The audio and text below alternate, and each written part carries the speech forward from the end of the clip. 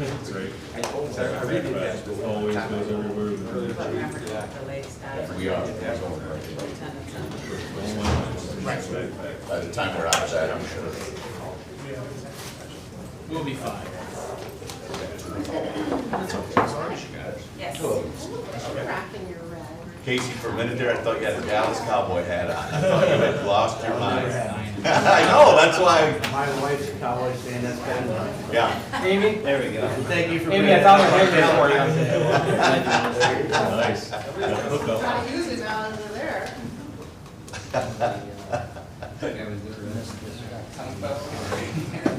So you're right tonight, Casey. Well, we can split that. That doesn't bother me any of those. 10 seconds. I'm good. That's my, I may sell it now. Nothing wrong with that. Did your husband see my text? Yes, he first out there. Did he have a good answer? Oh, yeah. Were the other 6 waiting at home for you? That's really funny.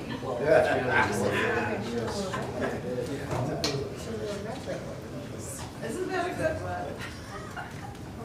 Well, I've got 6:30, so I'm going to call our meeting to order. Just begin, and then I'll entertain a motion to go to executive session to discuss the employment of a particular person or persons. So moved. Second. All those in favor? Aye. Opposed? All right, here we go.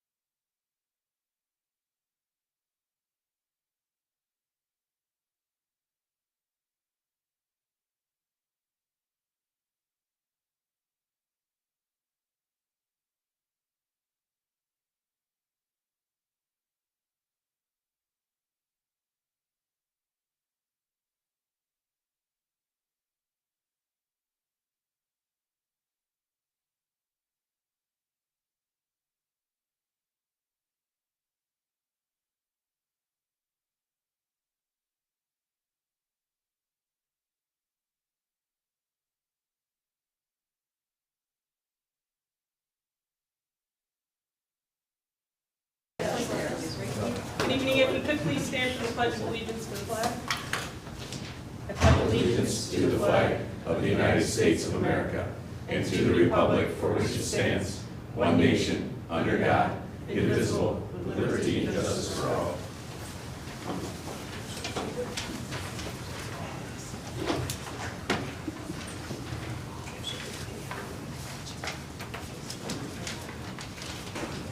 At this time, if I could please have a motion to approve the minutes of our regular meeting, January 24th. Yes. So moved. Second. Questions or comments regarding the minutes? All those in favor? Aye. Opposed? Abstentions? If I could please have a motion to approve our meeting minutes from our special meeting, January 31. So moved. Second. Questions or comments? All those in favor? Opposed? Abstentions? We have no updates to this evening's agenda, and I have no correspondence to share for the good of the order. Superintendent Turk? Yes, I'll be brief, but I wanted to share, and I shared this with the board last Friday. I attended a ceremony this morning that is a real big deal in our town. We had what was called a Downtown Rehabilitation Initiative Committee. That group, with a number of community folks, worked on a grant that would have brought $10 million in state monies into our community for downtown rehabilitation. And we found out on Friday that we had received the grant, and so today was the actual presentation ceremony over at the Center for the Arts. And for what that means for us, obviously, is that we'll, being a large organization here in this town, we'll be part of that planning, as now the work really begins, where you start to formally identify projects and those kinds of things. And what will work out nice with our capital project that we have already had the voters approve is that will dovetail nicely with some of the work that they're doing as part of that grant. So it was an exciting thing for our community. Glad to have been a part of it. And as that moves forward, we'll keep you up to date on what that means for Homer schools. Superintendent? Yeah. That moves us on to our board presentation. This evening, we're going to have a budget presentation. Yes, and this is the next step in the process of developing that budget that we'll ask our voters to support later this spring.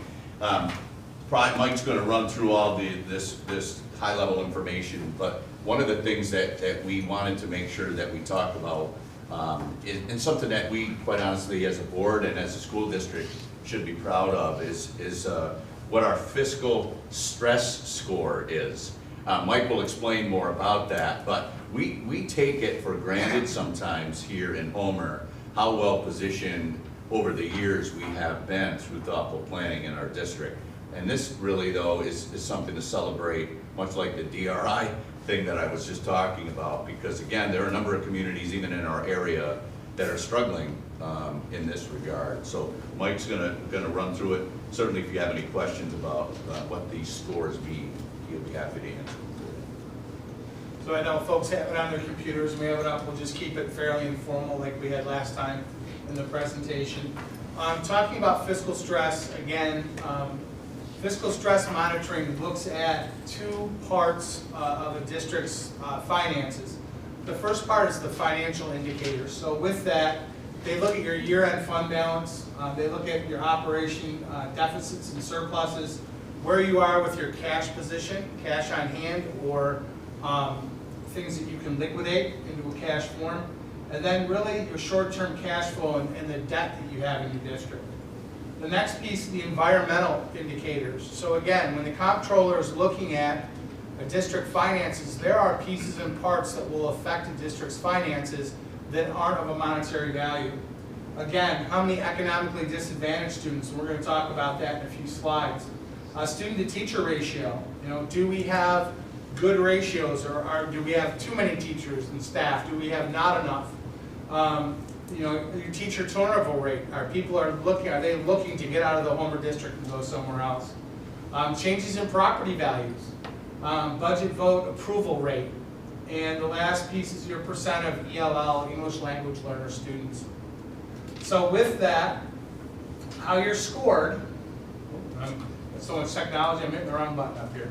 So how you're scored is, there are two sets of scores up to 100. Both your fiscal score and your environmental score. So with this, no designation, there's no stress, you're not susceptible to stress, 0 to 24.9 points in each category. And then as you can see, you moved up anywhere to 65 to 100 points if really you fall into a stressful situation.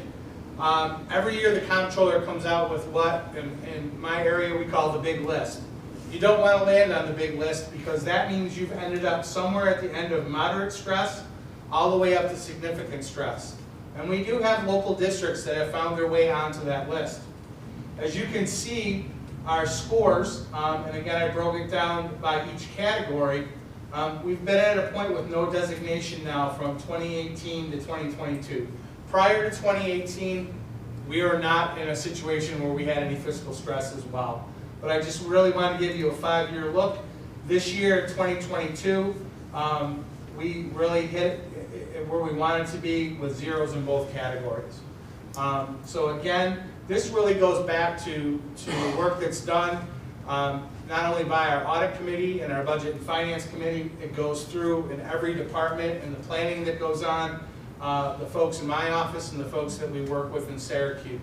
We also work with fiscal planners, fiscal advisors, and we also work with bond counsel when we do projects. So there are a lot of people involved to really making this work, and something that the district can be very proud of in looking at a score of 0. So any questions on where we stand with our scoring or anything to do with the fiscal stress? You know, let's just pause there for a minute. That's amazing. Kudos to everyone involved with that. You know, a perfect score with all the fiscal problems that have come down the road the last decade or two. You know, to be in this position that we are is really something. So You're looking thanks at, to everybody. that's recovering right after all the gap elimination as well. So to come out right after all of those circumstances. And I think, you know, to add to that, you know, we can applaud the management and the thoughtful process, but we also owe a great deal of gratitude to our stakeholders who continue to support the district and vote in favor of our recruitment and growth. So, you know, it's a great reflection on our community as a whole. Thank you. But right, 2017 the last year, Yeah. Yes. right? Yep. Yep. So the next slide I have up, this takes a look at, you can see in the orange, that represents our population, our student population, not including pre-K. So you can see from 2007 to 2022, we've had a decline in population, but however, right around 2017, you're looking at that number starting to plateau. So again, within the district, this is would be what we base our foundation aid on, would be our student population. The blue line that runs through that graph talks about our free and reduced lunch numbers. So you can see that, as Sonia had mentioned, when you get into those years of gap elimination, some hardship within the state financially, is that you can see that the numbers of our free and reduced population have started to grow. One of the things that the district really took a look at over probably the last 6 or 7 years is how do we get people involved to fill out the forms. They're very cumbersome. The state in the last few years has really helped us out. But to get folks to fill out the forms, to apply for whether it be free or reduced lunch, and really feel comfortable with that. Because again, we live in a community where we have people who are very proud and they don't want to take advantage of things like free and reduced lunch. What we've done across the district is really start to explain to them that those numbers also help us with the aid that we receive from the state. We're in a situation now, because we've really had a big push for free and reduced lunch to get people to submit the applications, and applications are now being denied. There are different formulas that the state's using, but we've kind of plateaued there around 44%. So the slide everyone's been waiting for, foundation aid. So as Sonia had mentioned, right around 2016, 2017, and prior to that, the state had issued a decree called gap elimination. And in that, what they did was they withheld state aid. They withheld state aid to the millions. And at that point, my predecessors had done a good job at managing reserves, and we became very reliant on reserves as a revenue source as not to have to raise taxes. So as you take a look, the steady kind of movement with foundation aid has not been great. I mean, anywhere from $300,000 to $400,000 as we kind of trickle up through into 22-23. Last year we were told that they were going to start to fully restore foundation aid, and in this piece they said, okay, well, in 22-23 we're going to give you roughly $500,000, and in 23-24 we are going to give you another $500,000. Well, I'm sure people are looking at this mathematically and saying, Mike, that's not $500,000. And I would say you are correct. So what they did, and with the legislature and the governor, is they turned faucets on that they had shut down. They all but froze certain parts of a foundation aid formula. In doing that, because of where Homer fell in what's called a combined wealth ratio, where they take the free and reduced numbers, and then they take what the average property value or average household income would be, and they froze that, where Homer fell directly in the middle. So we weren't getting big bumps in aid, we were getting small pieces of aid. Now what they had done, they had gone back to fully restore it, giving us that $500,000, but in the process, when you're looking at, say, 2016, 2017, that number should have been about $1.4 million higher. What they did for this year, opening up all those faucets and ran all the formulas, which would include things like aid for charter schools, where they weren't fully running that formula. Different aids for population, they froze it at a certain number. They froze the free, looking at free and reduced at a certain number. As you can see, going back a few slides, that number increased. So when they ran the formulas the way they should be run, we're looking at an increase for next year at about $2.3 million in foundation aid. So again, that's a good position for the district to be in. You have to remember as well, in part of our funding process, we've relied on fund balance and we've relied on reserves to make up a gap of about $1 million in what we're putting out every year in the budget. Any questions on foundation aid? We're going to... It's subject to change a little bit, most likely, through the legislative process, and if everything finally gets approved at the state level. Yes. So what, I wanted to put this slide out now because the numbers are out. In our next meeting, we will go through a full deep dive into all of state aid. So we're going to look at all the different components of state aid. This is the largest component and the largest component of growth. But we'll go and look at where the forecast is and where they're looking at as far as aid goes across the full state aid spectrum. Any questions? So, much to my dismay, I went to load the tax cap video, everyone's favorite. It would not play somehow in our technology here in the district. Thanks, Josh. I think we've memorized it by now. That was for you guys. YouTube was not being nice when I tried to run it. So, when we figure out what's called the 2% tax cap, this is the formula. So if anyone has trouble sleeping, I can do house calls or over the phone and explain this entire formula to you in every piece and part.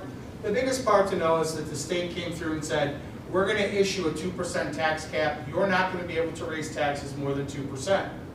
When you put all the components into this formula, as you're going to see in a second, the only thing that, based on the CPI or inflation, is that it's part of the formula, it's a multiplier. There have been years where the multiplier's been 2. There have been years where the multiplier's been 0.4. So again, how it figures into the formula, and I'm going to show you here in a second. So if you take a look, in 2016, 2017 is a perfect example. We were coming off of gap elimination, and our tax levy threshold was 0.46%. We could raise taxes $73,000 without exceeding the tax cap. So again, because we had money coming back in through the gap elimination, or they actually restored the money they were supposed to give us, we were able to go out a 0% increase and didn't exceed that cap. Remember, You can exceed the tax levy threshold, but the voters have to vote 60% or more. If you don't get that, you go to a contingent budget, which wipes out a lot of pieces of your budget. So as you can see, we've had years where we've gone at 0, we have years at 1.9, 1.0. This past year, we went out at 0. Again, being conscious of where we're at, this ties back into the fiscal stress formulas and where we've been, that we've been able to use other pieces of our budget or rely on retirements for breakage and things of that nature, that we haven't really had to increase taxes to that amount. But nowhere on here, unless you round, will you find that tax levy threshold at 2%, the 2% tax cap. There's been legislation, they've tried to do away with it, they're trying to increase it. Again, there have been years where some districts, based on this formula, have gone into the negative tax cap, where they may be at negative 8%. So to go out at a 0% increase, they would have to exceed, they have to have a supermajority and exceed the cap. So again, I can provide this for anyone for you. I'll give you a link to the video. Hopefully it will work for you. But again, the biggest thing to know is that 2% threshold really is just a multiplier in a larger formula. Any questions on tax cap? I did include the slide, we had this slide previously, just talks about where we've been at and kind of our estimates going forward. In the next meeting, you will vote on the threshold. You will vote, and I'm basically at 99.9% sure it's going to be the number you're seeing now. I had to put in some information today in the formula, the final information that I had. You are going to vote to accept that threshold. You're not going to vote the amount that we're going to use in the budget. So that it's good to know that when we go through this, and I'll explain it next time as well, that you're only voting to say, Mike did the calculations correctly, this is our threshold, we approve the threshold. Any questions there? Is there a vote after that over whether we're going to exceed the threshold? Is it a So three-step process or two? Well, no, it's just the one step. Okay. I mean, If we between now and do budget exceed it, yeah, then that would be part of our budget process. got it. And then we would take that to the voters as the percentage of the tax levy we're going to have in our final revenues. Thank you. So just moving down the line, some of the areas that we wanted to talk about. These are the areas that we call the knowns as we go through and plan our budget for next year.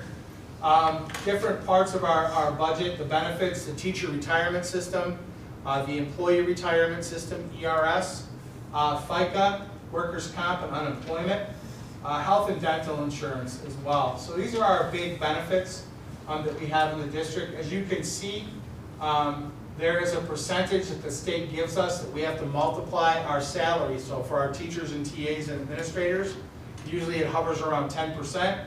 That's where they come up with the actual amount that you pay. We don't pay the teachers' retirement system that chunk of money. We may have, through payroll deductions from staff, new staff, take that money and that would go against the larger number. What happens is that the state just doesn't give us that amount in aid. So we don't pay it out, they don't give us the revenue, the hands wash each other.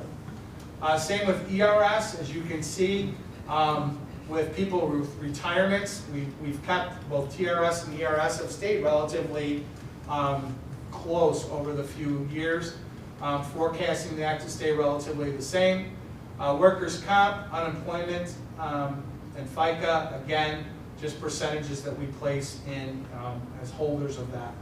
One of the pieces for workers' comp, remember, we before were self-insured, so we have that large workers' comp reserve, and with that, we were using the reserve. So we weren't paying to have a full funded policy, a day one policy as they call it. We were responsible for every single cent.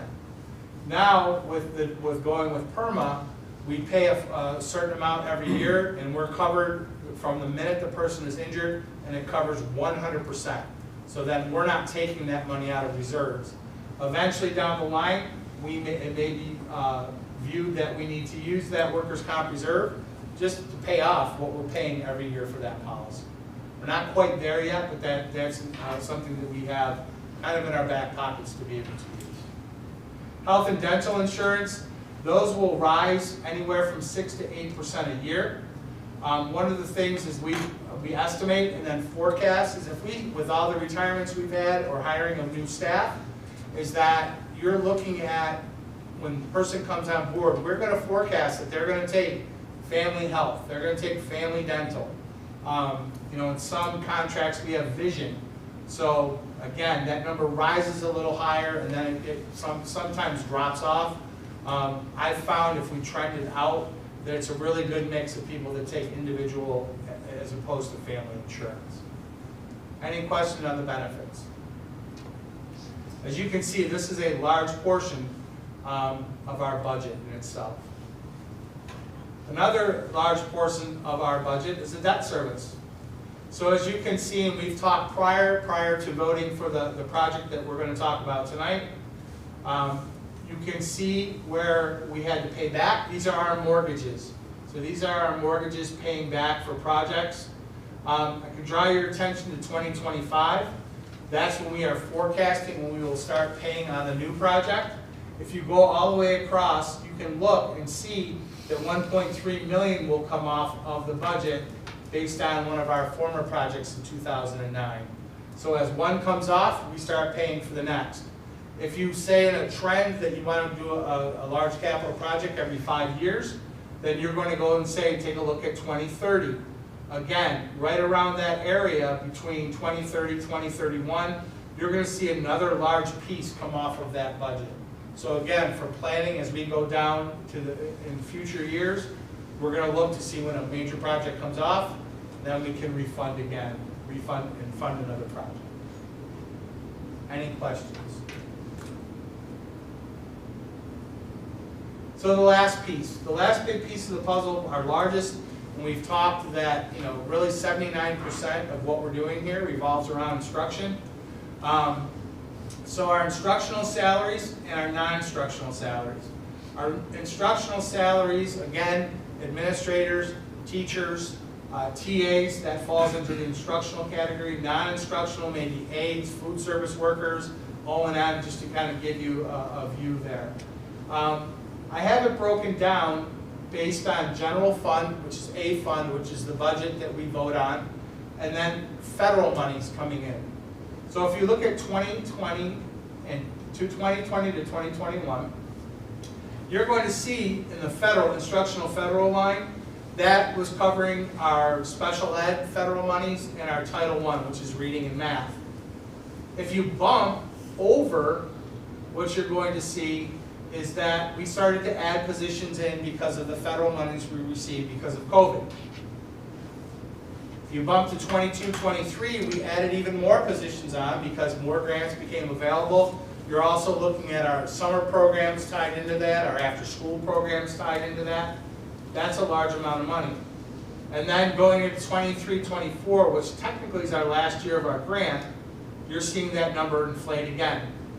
So if we were to put a 24, 25 forecasted up there, you would see that the instructional general would go up and that federal money would go down. So that's what we've referred to again, looking at a fiscal cliff. So we're going to have more conversation with that. The good part about this is we're forecasting, again, you're looking at a $1.2 million jump, $1.3 million jump as we forecast it through. This is a great time for the district to have received a large bump in foundation aid. So we are going to go back through, and rather than look at the fiscal cliff or that gap that we had originally looked at through budget and finance, and again working with the district to see, okay, where do we start to move these puzzle pieces so really you have a ramp rather than a cliff.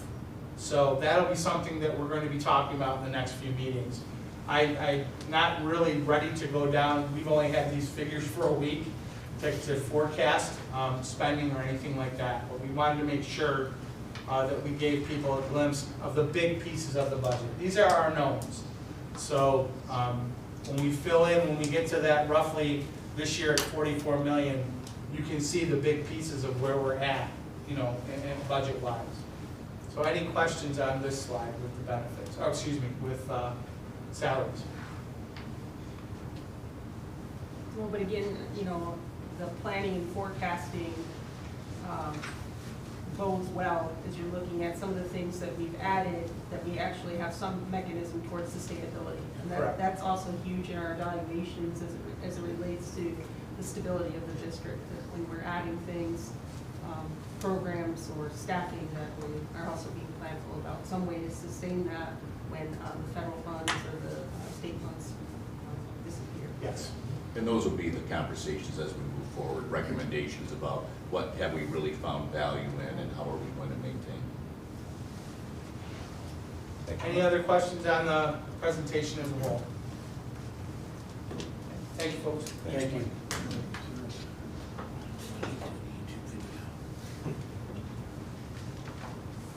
So I believe we're moving to new business. Yeah.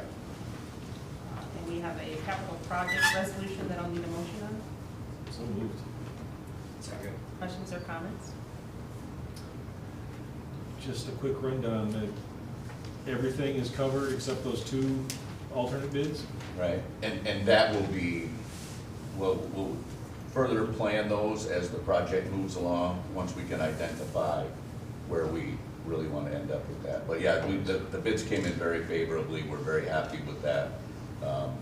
Lee Stepp from LaChase and Josh Bazile from Hunt are here with us tonight, but we had some nervous moments leading up to that, and we're very happy with how they came in. Thanks. Any other major red flags we should be aware of moving forward?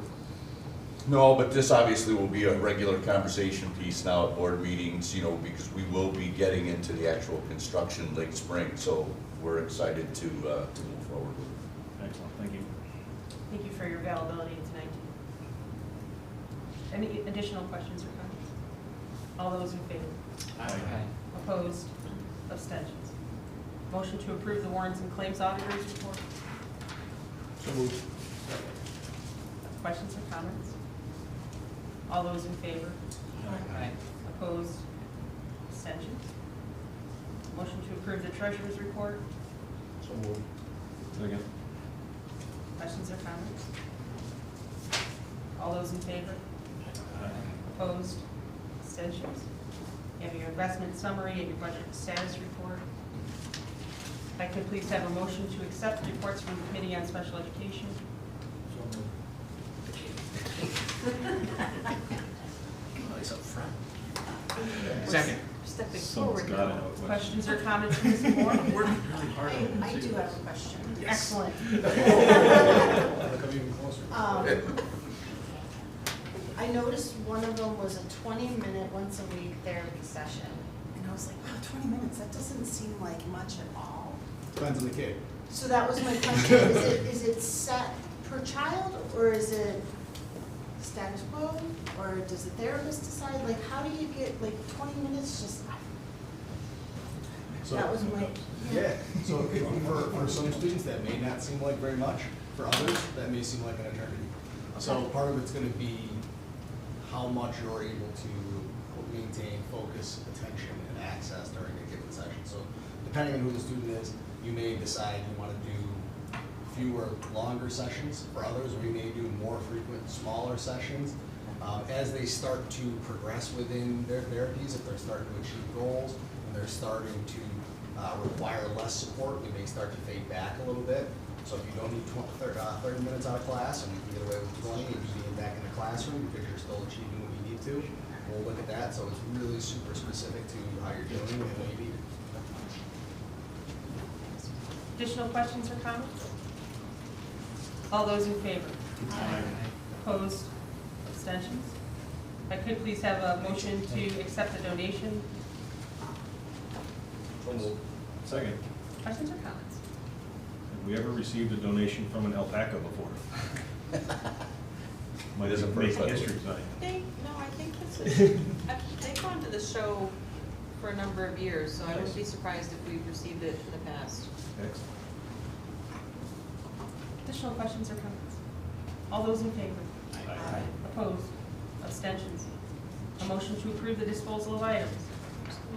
Second. Questions or comments? All those in favor? Opposed? Abstentions? Motion to approve the junior high field, science club field trip request. Second. Questions or comments? All those in favor? Aye. Opposed? Abstentions? Motion to approve the net zero budget transfer. So moved. Second. Questions or comments? All those in favor? Aye. Opposed? Abstention? A motion to approve personnel. So moved. Second. Questions or comments regarding personnel? All those in favor? Aye. Opposed? Abstentions? Informational items, Superintendent? Yes, we've got a few for you this evening. The first are some fundraising updates. We have a number of groups from the intermediate, junior high, and senior high school. We wanted to share with you those things happening. The second is just for informational purposes. As you know, we have a board member representative that serves on the BOCES board. Luke had done it for a number of years, and we share that responsibility with Cortland. The person that is up for the one-year position is the Cortland board member currently, and so Cortland will actually do the recommendation for the BOCES board appointment. And so this was just here for your purposes to let you know who would be representing us on the BOCES board. And then the last thing is I had included in the packet a draft calendar. That calendar is developed in coordination with BOCES, certainly because we have a number of our students that attend BOCES programs, but also with other county schools. For years now, there's been a northern calendar with Onondaga County schools and a southern calendar with Cortland County schools. I'm not asking you obviously to approve it yet because BOCES hasn't approved theirs yet, and I'll bring ours back, but these dates 99.9% locked in, so I just wanted to give people as much of a heads up as I could. Thank you, Superintendent. This portion of our meeting is our community voices. There are none signed up for this evening. Are there any wishing to be heard? Board committee reports, budget and finance. Yes, Budget and Finance met right before this meeting. Luke, did you have any updates you'd like to provide? We saw it all on the wonderful presentation at the beginning, but just to highlight a few things again, that fiscal stress update is, like Mike said, don't take that for granted. That's pretty amazing. We're in a great position with that, and kudos all around. The foundation aid, we'll mention again, it looks like a pretty decent bump with that if things shake out the way they are, which again puts us in a nice position going into budget season. And yeah, as mentioned before, we're further developing that good plan for weaning the district off of federal funding, which can disappear at the whim of the politicians. So it's a good plan to make sure our programs are all sustainable.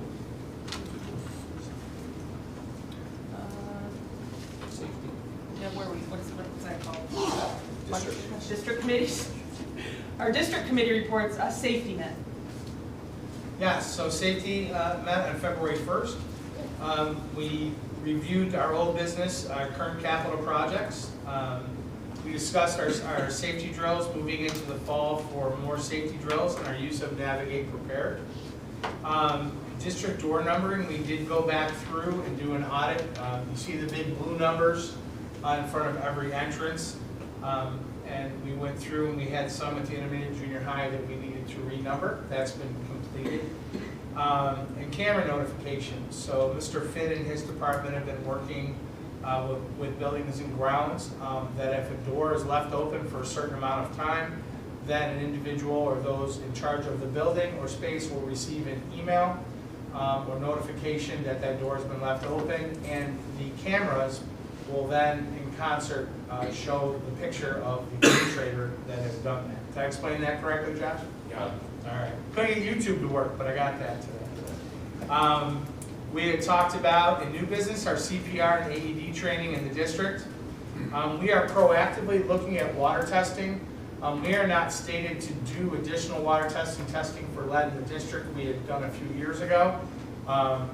Mr. Cavalier and Ms. Niche, our safety coordinator, have gone and started to go into the buildings and start to test the water. We'd rather be proactive, especially with a capital project in-house, that if we run across anything as far as pipe-wise, again, we're testing fixtures, but if we test a fixture, replace the fixture, and you still have a higher level of lead, then you have a bigger problem. We need to go in and look at the pipes or different pieces and parts of the plumbing system. So we're doing that proactively now. We're not required by the state to do that. We've done some initial testing already. Those areas that had come up above the acceptable limit either have been shut off or have been replaced. And it's the new acceptable limit. Correct. So they did drop. Actually, the testing that we had done, because we weren't required, fell under the old, but we are using the new limit as we are testing and going through.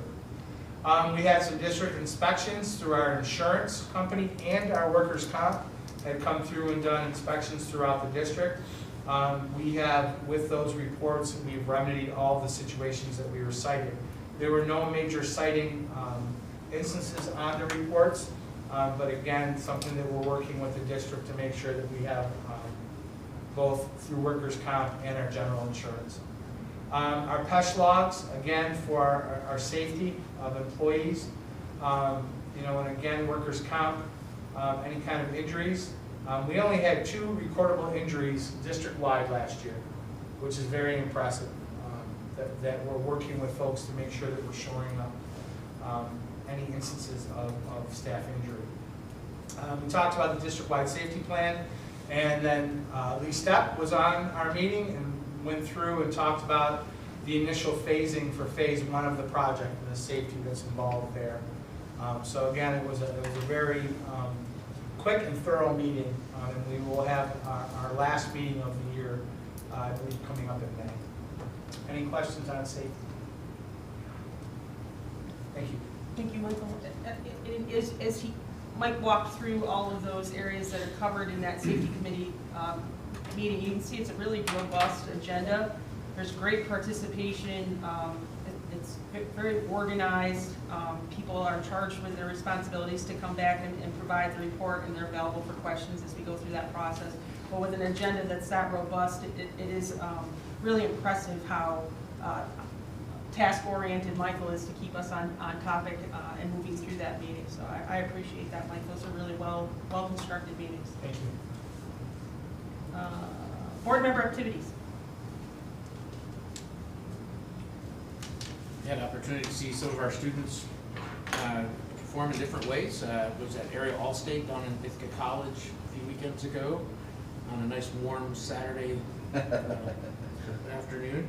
And also to see our indoor track and field athletes compete up at SRC Arena. And at least one of them, I think 2 or 3 of them headed for state qualifiers or states. Logan Darling throwing that weight throw. Until you've picked up one of those weights, you have no idea what it means to throw that 55+ feet. It's 25 pounds, I believe. So he's doing that. And then also saw our junior high production of Wizard of Oz, which a couple of you I know had children involved with, and just they did a fantastic job of putting on that production and walking with that. So it was great to share those times.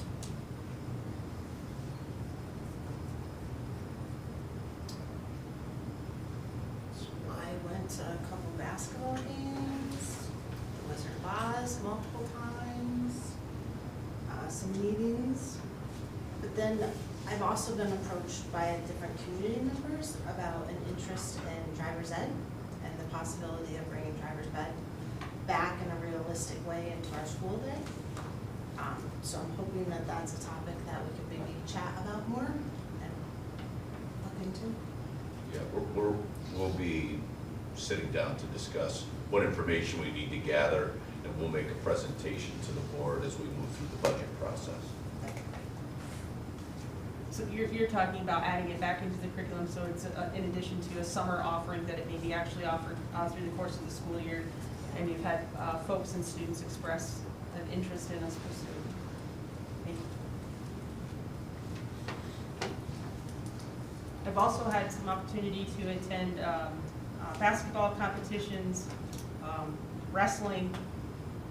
I don't know if you've had opportunities to see the senior banners for all of the different it's just fantastic, and the way we recognize our seniors in completing their seasons, and it's really, you know, I get to sit on it from the parents' perspective and how much goes into that planning and that celebration, but I've really enjoyed, and, you know, I think right here in the high school, we still have some of the track and field banners up, it's just really, and tonight is the boys varsity senior basketball seniors, and their banners are a really nice touch, it's very classy.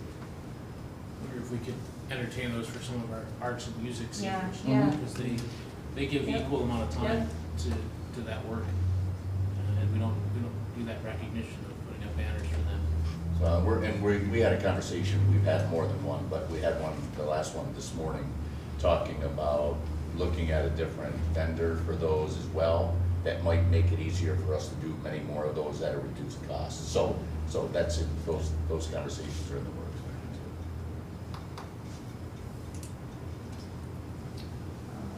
Upcoming events. Yes, and you know, and just to continue with the theme, I'm regularly blown away by the number of opportunities that our kids have to demonstrate their proficiency, whether it be in the arts or in athletics or academically. And if you look at the February, the remaining part of February into March, a number of outstanding opportunities for our kids to show off and our staff to show off all the great things. I won't read down through those to you, but if you take a peek, as many of those as you can make, you would never be disappointed. So again, just really kudos to our staff. They step up day in and day out and provide these opportunities for our kids, and our kids are better off for it. Thank you, Superintendent. If I could please have a motion to move to executive session for the purpose of discussing the employment history of a particular person. Moved. Second. All those in favor? Aye. We'll stay right in here because it's so